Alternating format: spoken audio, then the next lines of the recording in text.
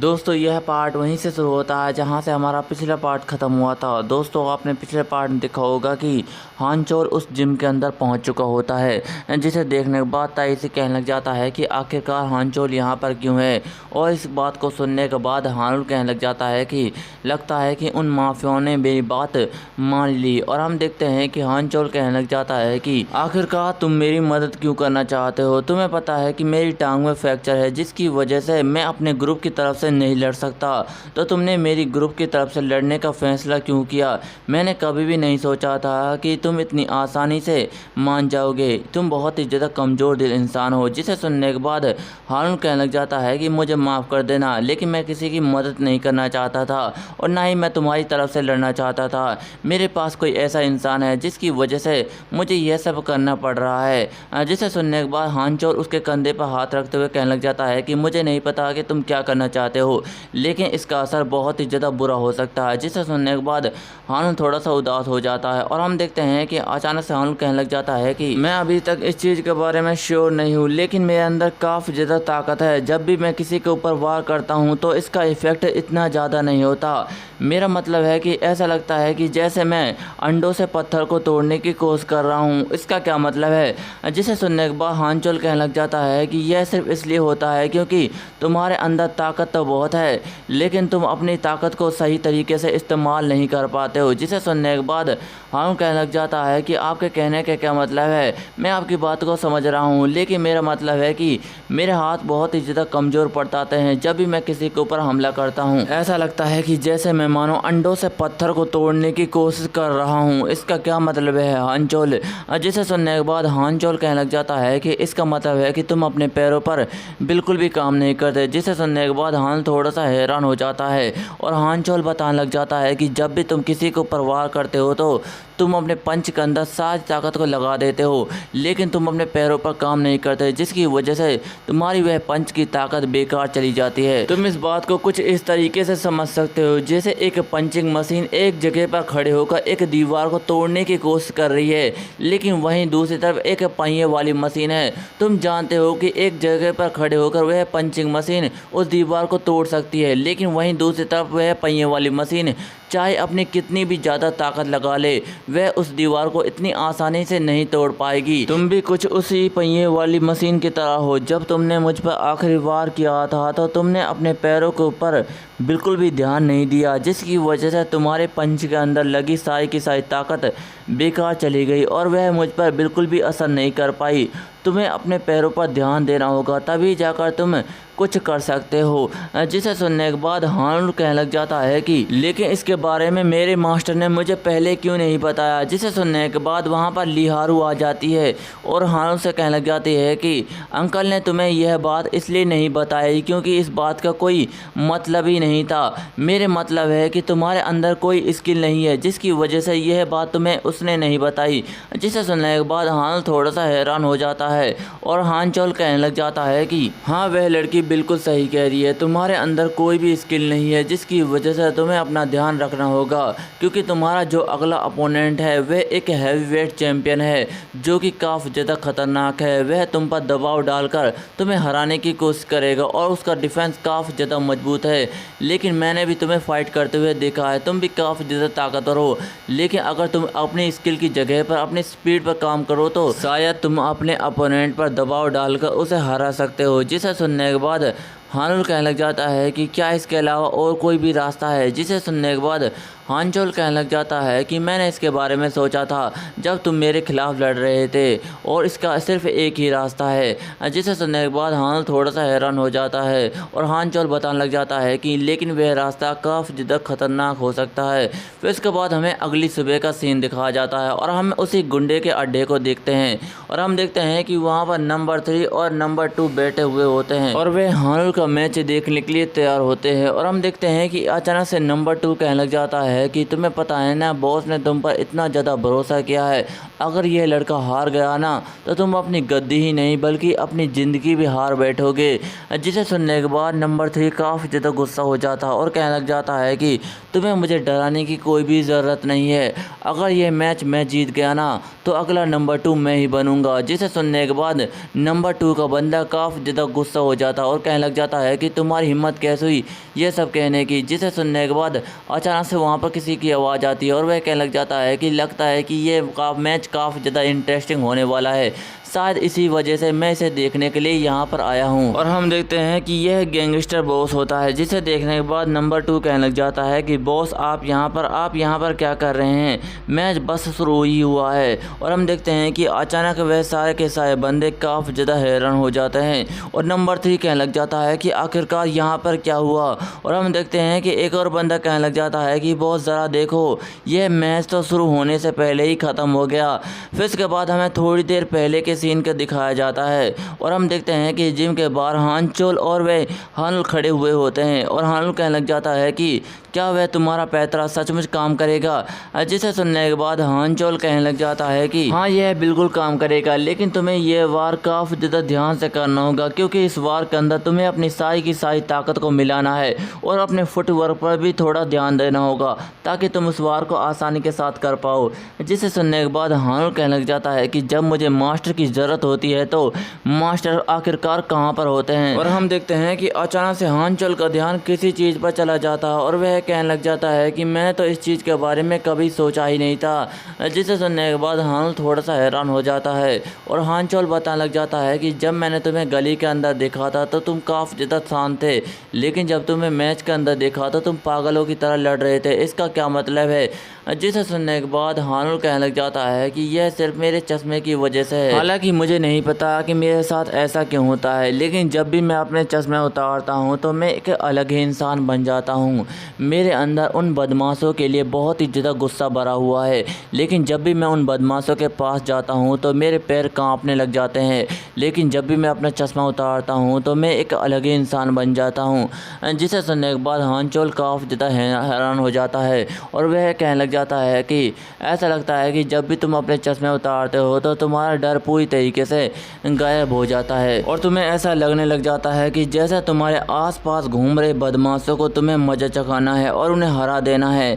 मैंने सही कहा ना। जिसे सुनने के बाद हानुल हानचोल की बातों का कोई भी जवाब नहीं देता और अचानक से कहने लग जाता है कि हाँ, ये सही है, मुझे लगता है कि मेरे पास कोई इंसान है जिससे मुझे माफ़ी मांगनी है और उससे माफ़ी मांगने के लिए मुझे इसे सामने वाले बंदे को हराना होगा। जिसे सुनने के बाद हानचोल थोड़ा सा हैरान हो जाता है और हानुल कहने लग जाता है कि खैर छोड़ो इन सारी बातों को, मैंने रात भर अपने पैरों पर काफ़ी ज़्यादा काम किया है, क्या तुम्हें लगता है कि यह काम करेगा। जिसे सुनने के बाद हानचोल कहने लग जाता है कि तुम्हें ज़्यादा चिंता करने की कोई भी ज़रूरत नहीं है, तुम्हें इसे फ्यूचर पर छोड़ देना चाहिए। फिर इसके बाद हमें उसी बदमाशों के अड्डे को दिखाया जाता है और हम देखते हैं कि वह गैंगस्टर किसी चीज़ को देखने के बाद काफ़ी ज़्यादा हैरान हो गए होते हैं और हम देखते हैं कि उस टीवी के अंदर हमारे मेन कैरेक्टर और उस बंदे का मैच चल रहा होता है और हम देखते हैं कि उस बंदे ने हानुल को एक ज़ोरदार पंच मार दिया होता है, जिसकी वजह से हानचोल वहीं पर डाउन हो जाता है और हम देखते हैं कि उसकी हालत काफ़ी ज़्यादा ख़राब हो जाती है और वह बंदा वहाँ पर हंस रहा होता है और हम देखते हैं कि कोई इनके मैच को देख रहा होता है और हम देखते हैं कि ये हानुल के दोस्त होते हैं जो इसे देखने के बाद काफ़ी ज़्यादा हैरान हो जाते हैं और ताई से कहने लग जाता है कि क्या वह सचमुच हार गया, क्या यह सब कुछ ख़त्म हो चुका है। और हम देखते हैं कि मैच के अंदर हानुल पूरी तरीके से डाउन हो चुका होता है, जिसे देखने के बाद वह रेफरी कहने लग जाता है कि यह मैच अब ख़त्म हो चुका है। लेकिन हम अचानक से देखते हैं कि उस रेफरी को किसी की आवाज़ आती है, जिसे सुनने के बाद वह रेफरी हैरान हो जाता है और हम देखते हैं कि जैसे तैसे हानुल वहाँ पर खड़ा हो चुका होता है और ज़ोर ज़ोर से हाँफ रहा होता है और अपने मन में कहने लग जाता है कि यह बंदा मुझे मारने की कोशिश कर रहा है। और हम देखते हैं कि अचानक से हानुल किसी चीज़ को देखने के बाद काफ़ी ज़्यादा हैरान हो जाता है और हम देखते हैं कि वह बंदा हानुल के ऊपर कूद पड़ता है और उसे एक जोरदार पंच दे मारता है। और हम देखते हैं कि इस पंच की वजह से हानुल दूर जाकर गिर जाता है, लेकिन वह अपने आप को जैसे तैसे संभाल रहा होता है। लेकिन हम अचानक से देखते हैं कि वह बंदा दोबारा से वहां पर आता है और हानुल को एक जोरदार लात उसके सीने पर दे मारता है, जिसकी वजह से हानुल दूर जाकर गिर पड़ता है। और हम देखते हैं कि उसकी हालत काफ़ी ज़्यादा ख़राब हो चुकी होती है, लेकिन हम देखते हैं कि वह खड़े होने की कोशिश कर रहा होता है। और हम देखते हैं कि वह बंदा उसके ऊपर हंस रहा होता है, लेकिन हम देखते हैं कि हानुल जैसे तैसे खड़े हो चुका होता है, लेकिन उसके पैर काफ़ी ज़्यादा कांप रहे होते हैं। और हम देखते हैं कि जैसे तैसे हानुल वहाँ पर खड़ा हो चुका होता है, जिसे देखने के बाद ताइसी काफ़ी ज़्यादा हैरान हो जाता है और कहने लग जाता है कि आखिरकार ये हानुल को हुआ क्या ये पागल हो चुका है? इसने तो अपने आप को डिफेंड करने की कोशिश भी नहीं की। जिसे सुनने के बाद लिहारू कहने लग जाती है कि ये पूरी तरीके से ख़त्म हो चुका है, इसने अपने गार्ड को पूरी तरीके से डाउन कर दिया है। और हम देखते हैं कि ताइसिक हानचोल से कहने लग जाता है कि हानचोल, क्या तुमने इसकी मदद की न्यू अटैक सीखने में?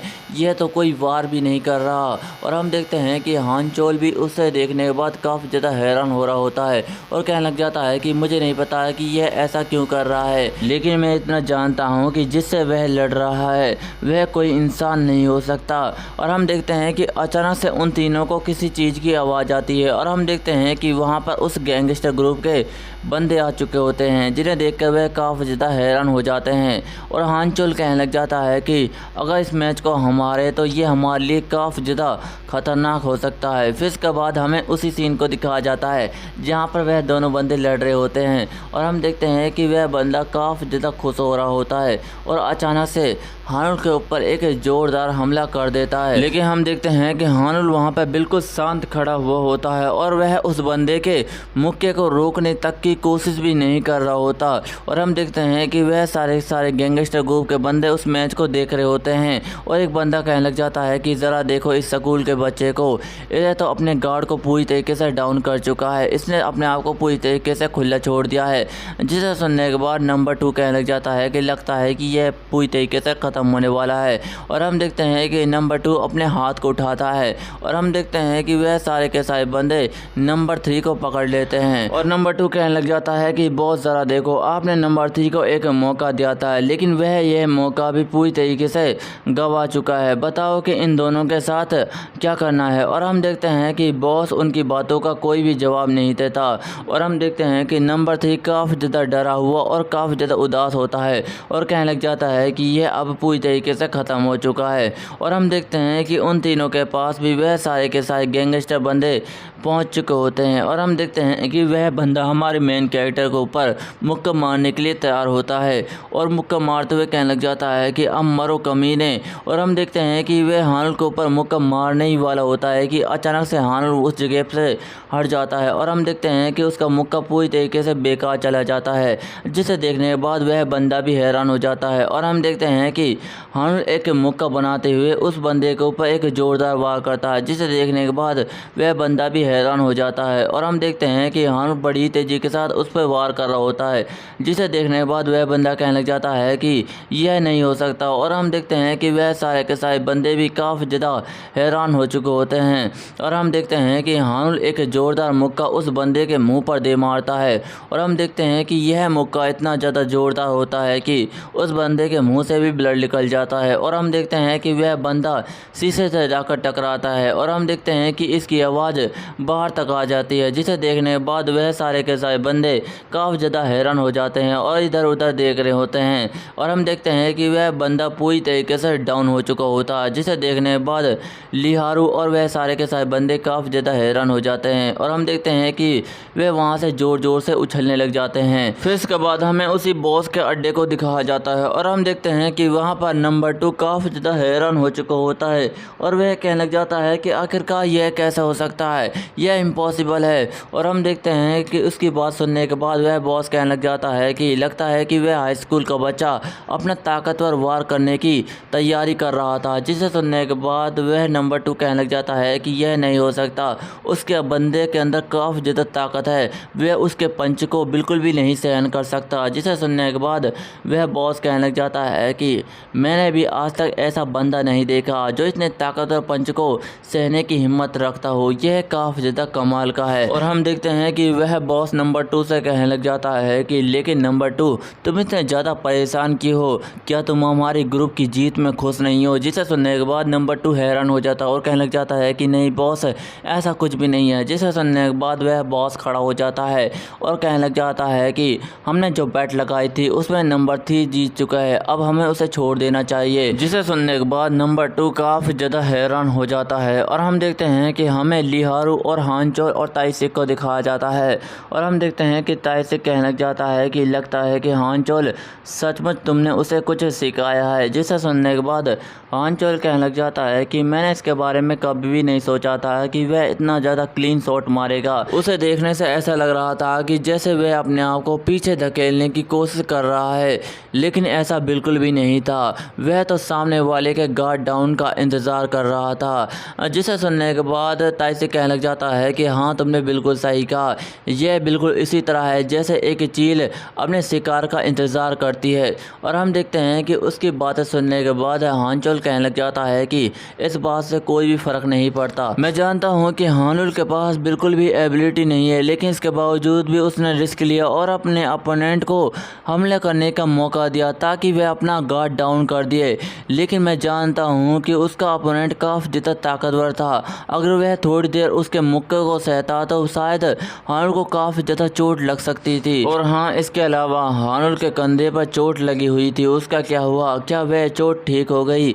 जिसे सुनने के बाद ताइसिक कहने लग जाता है कि हाँ तुमने बिल्कुल सही कहा और इसकी वजह मैं हूँ। जिसे सुनने के बाद हानचोल काफ़ी ज़्यादा हैरान हो जाता है और ताइसिक खुश होते हुए कहने लग जाता है कि खैर छोड़ो इन सारी बातों को, अब मुझे उस ग्रुप के पास सेटल करने के लिए बिल्कुल भी नहीं जाना होगा, ये काफ़ी ज़्यादा अच्छा है। और हम देखते हैं कि लीहारू काफ़ी ज़्यादा शांत होती है और अचानक से कहने लग जाती है कि मुझे लगता है कि यहाँ पर कुछ भी सही नहीं है। जिसे सुनने के बाद ताइसिक थोड़ा सा हैरान हो जाता है और लीहारू कहने लग जाती है कि अभी जज ने जीतने वाले का फैसला बिल्कुल भी नहीं किया। जिसे सुनने के बाद वह सारे के सारे बंदे काफ़ी ज़्यादा हैरान हो जाते हैं। फिर इसके बाद हमें उसी मैदान को दिखाया जाता है और हम देखते हैं कि हानुल की हालत काफ़ी ज़्यादा ख़राब हो चुकी होती है और वह ज़ोर ज़ोर से हाँफ रहा होता है और हम देखते हैं कि दूसरी तरफ वह बंदा पूरी तरीके से डाउन हो चुका होता है। जिसे देखने के बाद वह रेफरी थोड़ा सा हैरान हो जाता है और कहने लग जाता है कि ये बच्चे तुम अभी खड़े हुए हो, क्या तुम इस मैच को दोबारा से खेलना चाहते हो?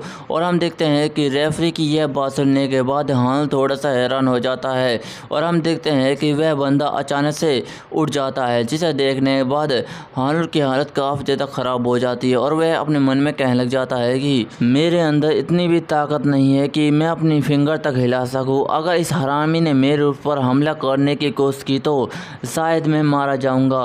और हम देखते हैं कि वह बंदा पूरी तरीके से खड़ा हो चुका होता है और हानुल को मारने के लिए जा रहा होता है और कहने लग जाता है कि तुम्हारी हिम्मत कैसे हुई मुझ पर वार करने की, तुम मरोगे कमीने, मैं तुम्हें मार डालूंगा। और हम देखते हैं कि वह काफ़ी ज़्यादा गुस्से में होता है और हम देखते हैं कि गुस्से में वह उस कैमरे को भी तोड़ देता है और कहने लग जाता है कि मैं तुम्हें मार दूंगा कमीने। और हम देखते हैं कि वह कैमरा पूरी तरीके से टूट चुका होता है और उस कैमरे की आवाज़ बाहर तक आई हुई होती है। जिसे सुनने के बाद हानुल के दोस्त काफ़ी ज़्यादा हैरान हो जाते हैं और ताई से कहने लग जाता है कि आखिरकार वहाँ पर चल क्या रहा है, आखिरकार वहाँ पर क्या हुआ।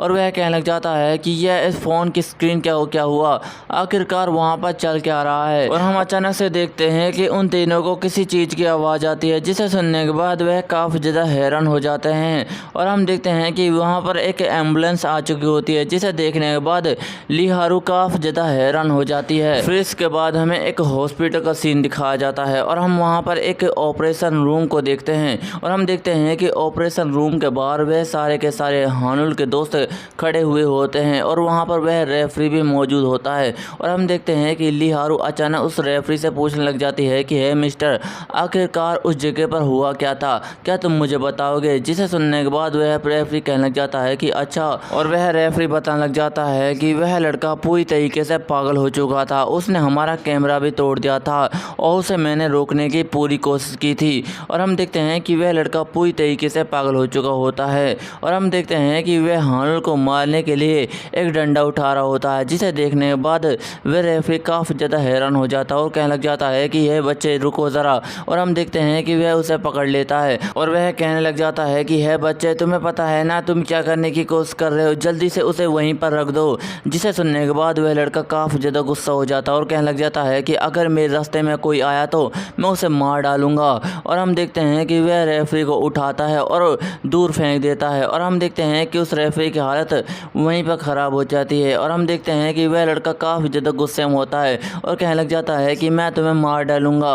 और हम देखते हैं कि वह रेफरी उस लड़के को रोकने की पूरी कोशिश कर रहा होता है, लेकिन वह लड़का हानुल के ऊपर हमला कर देता है। और यह बताने के बाद वह रेफरी कहने लग जाता है कि उसके बाद उस लड़के का काफ़ी ज़्यादा खून बहा, जिसे सुनने के बाद ताइसिक काफ़ी ज़्यादा हैरान हो जाता है और कहने लग जाता है कि यह तो बहुत ही ज़्यादा बुरा है, उसे कितनी ज़्यादा चोट आई हुई होगी। और हम देखते हैं कि अचानक से उन्हें किसी की आवाज़ आती है और वह कहने लग जाता है कि उसे बिल्कुल भी चोट नहीं आई, जिसे सुनने के बाद वह सारे के सारे बंदे काफ़ी ज़्यादा हैरान हो जाते हैं। और हम देखते हैं कि वहाँ पर डॉक्टर आ चुका होता है, जिसे देखने के बाद लियारू कहने लग जाती है कि डॉक्टर आखिरकार क्या हुआ। जिसे सुनने के बाद वह डॉक्टर कहने लग जाता है कि मैं तुम्हें इसके बारे में नहीं बता सकता, अच्छा होगा कि तुम उसे खुद ही देख लो। और हम देखते हैं कि वह तीनों उसे देखने लग जाते हैं और हम देखते हैं कि लिहारू उसे देखने के बाद काफ़ी ज़्यादा हैरान हो जाती है और हम देखते हैं कि वह उसी वक्त ज़मीन पर गिर जाती है।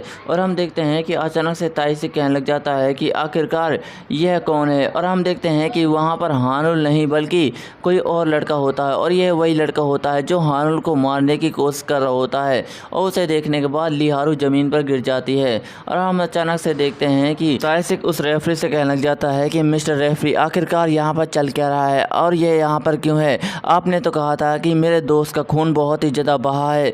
जिसे सुनने के बाद वह रेफरी थोड़ा सा हैरान हो जाता है और कहने लग जाता है कि मैंने तुमसे कभी भी नहीं कहा था कि वह तुम्हारा दोस्त है और उसका खून काफ़ी ज़्यादा बहा है। मैंने तो कहा था कि उस लड़के को काफ़ी ज़्यादा चोट आई है। जिसे सुनने के बाद ताइसिक काफ़ी ज़्यादा हैरान हो जाता है और वह रेफरी बताने लग जाता है कि जब इस लड़के ने उसे कांग हानुल को मारने की कोशिश की तो अचानक से इसके मुंह से खून की उल्टियां होना शुरू हो गई और यह लड़का वहीं पर बेहोश हो गया। जिसे सुनने के बाद ताइसिक थोड़ा सा हैरान हो जाता और कहने लग जाता है कि तो आपके कहने का मतलब ये है कि इसकी ये हालत हानुल के पंच लगने की वजह से हुई है। जिसे सुनने के बाद वह डॉक्टर कहने लग जाता है कि नहीं, ऐसा बिल्कुल भी नहीं है, इसकी ये हालत पंच लगने की वजह से नहीं हुई है। जिसे सुनने के बाद ताइसिक हैरान हो जाता है और वह बताने लग जाता है कि इसकी ये हालत डोपिंग की वजह से हुई है। जिसे सुनने के बाद ताइसिक काफ़ी ज़्यादा हैरान हो जाता है और कहने लग जाता है कि डोपिंग, इसका क्या मतलब है। जिसे सुनने के बाद हानचोल कहने लग जाता है कि मैंने सही सोचा था, मुझे पहले से ही ये काफ़ी ज़्यादा अजीब लग रहा था। जिसे सुनने के बाद वह डॉक्टर कहने लग जाता है कि मुझे नहीं पता कि इस लड़के ने ऐसा क्यों किया,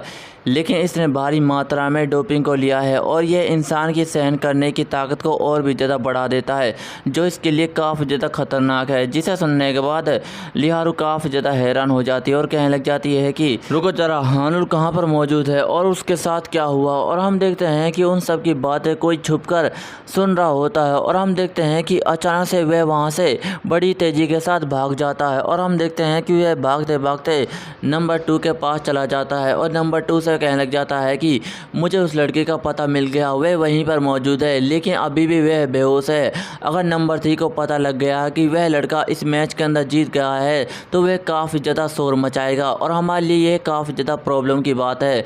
जिसे सुनने के बाद नंबर 2 कहने लग जाता है कि तुम्हें इसके बारे में चिंता करने की कोई भी ज़रूरत नहीं है, हमें सिर्फ छिपे रहने की ज़रूरत है। जिसे सुनने के बाद वह बंदा थोड़ा सा हैरान हो जाता है और कहने लग जाता है कि इसका मतलब है कि आपके दिमाग में कुछ चल रहा है। जिसे सुनने के बाद नंबर 2 कहने लग जाता है कि अगर हम उस लड़के को अपने रास्ते से ही हटा दें तो हमारे लिए कोई भी प्रॉब्लम नहीं होगी। जिसे सुनने के बाद वह बंदा काफ़ी ज़्यादा हैरान हो जाता है और कहने लग जाता है कि अगर इसके बारे में बिग बॉस को पता लग गया तो वह हमें ज़रूर से मार डालेगा, हम उस लड़के को नहीं छू सकते। जिसे सुनने के बाद नंबर 2 कहने लग जाता है कि तुम्हें इसके बारे में सोचने की कोई भी ज़रूरत नहीं है, मैं उसका बिल्कुल भी ध्यान नहीं रखने वाला। और हम देखते हैं कि वह किसी को कॉल मिलाता है और कहने लग जाता है कि यहाँ पर बहुत सारे लोग हैं जो कि उस लड़के की गर्दन को अलग देखना चाहते हैं, जिसे सुनने के बाद वह बंदा हैरान हो जाता है। और नंबर 2 किसी से बात करते हुए कहने लग जाता है कि मैंने तुम्हें एड्रेस सेंड कर दिया है, जल्दी से वहाँ पर पहुँच जाओ। वह बच्चा अभी अकेला मौजूद है, उसे ऐसा सबक सिखाओ कि वह हमेशा याद रखे। जिसे सुनने के बाद वह बंदा कहने लग जाता है कि अब मुझसे ये मत कहना कि तुम बिग बॉस को धोखा दे रहे हो। और हम देखते हैं कि यह कोई बंदा होता है, और हम देखते हैं कि यह वही बंदा होता है जो कि उस बिग बॉस के पास आया हुआ होता है।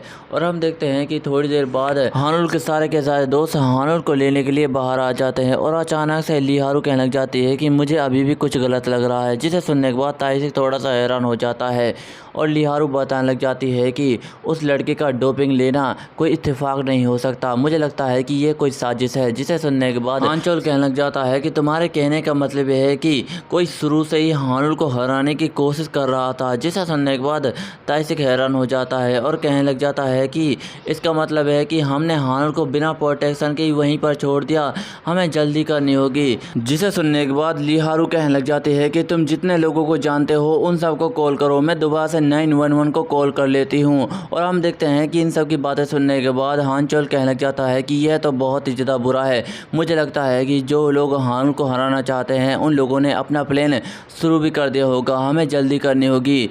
जिसे सुनने के बाद ताइसिक कहने लग जाता है कि जब हमें टैक्सी की ज़रूरत होती है तब हमें टैक्सी क्यों नहीं मिलती। मैं आशा करता हूँ कि हानुल बिल्कुल ठीक हो। और दोस्तों इसी के साथ ही हमारा यह चैप्टर भी एंड हो जाता है। दोस्तों आपको यह चैप्टर कैसा लगा कमेंट में ज़रूर बताएं। आपको वीडियो अच्छी लगी हो तो वीडियो को लाइक एंड चैनल नए हो चैनल सब्सक्राइब कर लीजिए। मिलते हैं अगली वीडियो में, धन्यवाद।